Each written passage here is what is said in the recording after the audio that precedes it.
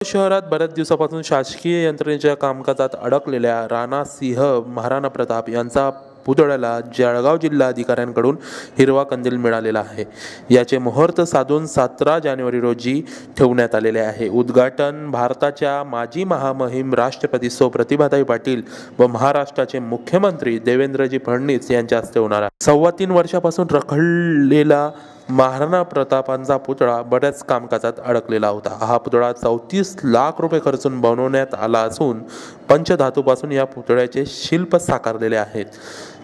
या पुतळ्याचे शिल्पकार धुळ्याचे सम्राट पाटील असून शहरातील लोकवर्गणीतून हा पुतळा उभारलेला आहे, अशी माहिती मंडळाचे समन्वयक श्री जी.एन. पाटील यांनी पत्रकार परिषदेत दिली आहे। कॅमेरामन भूषण हंसकर सह कमलेश देवरे, मराठी 24 तास, जळगाव।